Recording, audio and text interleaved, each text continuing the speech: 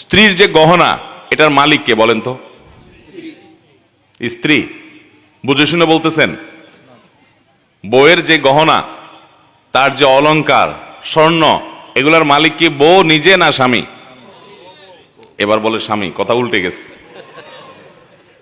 দেখেন, আপনারাই সন্দেহের মধ্যে পড়ে গেছেন। আমি যে গোজামিল বলছি সাধে বলছি? আচ্ছা, বউ মালিক যদি হয় তাহলে আপনি বিদেশ যাওয়ার সময় এই স্বর্ণগুলা যদি বউর কাছে বলেন যে স্বর্ণগুলা দাও বিক্রি করে আমার ভিসা কিনে বিদেশ যাব, আমি বিদেশে গেলে আবার তোমার কিনে দিব। বউ যদি বলে যে স্বর্ণ যেহেতু আমার, আমি তোমাকে দেব না, কারণ কেউ আমার কাছ থেকে লোন চাইলেই কি আমি দিতে বাধ্য? আমার বিশ্বাস হয় না তুমি আবার কবে চাকরি করে টাকা কামায় আমার দিতে পারবা কি পারবা না, সরি আমি তোমাকে দিলাম না। কি বলেন, এ অধিকার মহিলাদেরকে দেওয়া হয়? কোন ফ্যামিলিতে আছে এটা? কোন মহিলা যদি এটা বলে, ওই ঘরের ভাত কি তার কপালে আর জুটবে? কি বলেন? তাহলে মহিলা মালিক কেমনে হইলো? একটু আগে না বললেন মহিলা মালিক? তো মালিক হলে মালিকের এই দুরবস্থা থাকে? আচ্ছা, আরেকটা এক্সাম্পল নেই, বলেন যদি কোনো মহিলা বলে যে স্বর্ণ গহনা এগুলো তো আমাকে দিয়ে দিছো তুমি, তোমার বাপরা দিছে, তোমরা দিছো, বিয়ের সময় মোহর হিসাবে দিছো, যেমনি দিছো দিছো, এখন যেহেতু এটার মালিক আমি, তো আমি এগুলো বিক্রি করে আমার ভাইটা বেকার আছে ওর দিয়ে দিব, আমার বোনটা একটু কষ্ট আছে ওকে দিয়ে দিব, আমার বাপ মাকে আমি গিফট করব, অথবা আমি একটু মার্কেটিং টার্গেটিং করবো, আমার যা খুশি তা করব।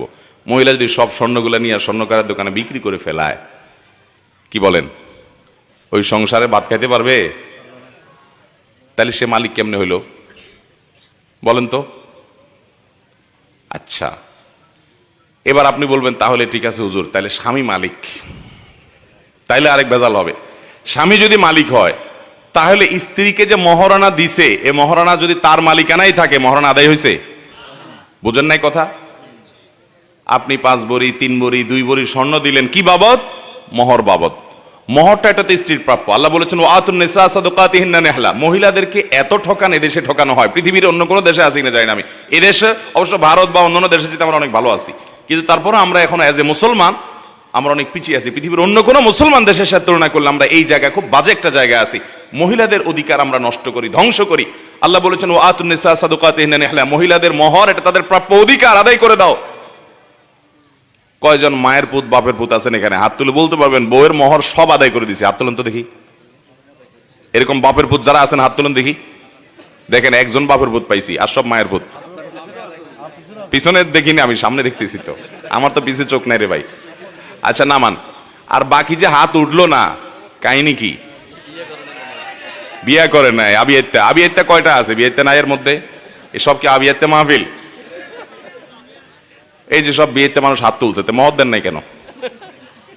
ভাইরা আমার, স্ত্রীর মহারণা পরিশোধ করে দিবেন, খবরদার, এটা তার প্রাপ্য অধিকার। এবং দেওয়ার পরে বলে দিবেন এটা তোমার রাইট, তুমি কি তোমার বাপেরই দিবা না, তোমার ভাইকে দিবা না, তোমার বোনকে দিবা না, তুমি দান করবা না আমাকেও কিছু দিবে, এটা তোমার ব্যাপার, স্বাধীনতা তাকে দিতে হবে। আমরা অনেকে এই ক্ষেত্রে অনেক অবিচার করে থাকি। মহারণা পরিশোধ করবেন তো ইনশাআল্লাহ? একসাথে পরিশোধ করার ক্ষমতা না থাকলে স্ত্রীর কাছে একটা দরখাস্ত লিখবেন, বরাবর মোহতারামা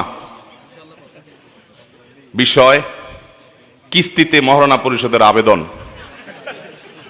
যথাবিহিত সম্মান প্রদর্শন পূর্বক নিবেদন, এই যে আমি আপনার সম্পর্কে স্বামী হই, মোহরের টাকা এত লাখ টাকা ধরা হয়েছে আমার অযোগ্যতা সত্ত্বেও, আমি সেজন্য দুঃখ প্রকাশ করছি।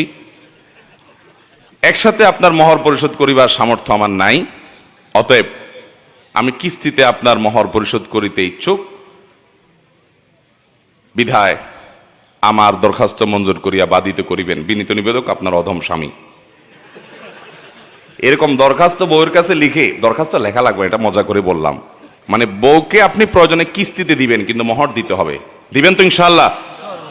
এবং দেওয়ার পর আবার ছোট লোকের মতো দাঁড়ায় থাকবেন না যে কি করবা, সে কি করবে এটা তার ব্যাপার, আপনি তাকে জোর করতে, হ্যাঁ অবশ্যই। এটা শুনে আবার আমাদের মা বোনরা মাস্তানি শুরু করেন না যে স্বামীকে আর জিজ্ঞাসা করবো না, যা খুশি করবো। আমাদের দেশে বেশিরভাগ মানুষ মধ্যবিত্ত, নিম্ন মধ্যবিত্ত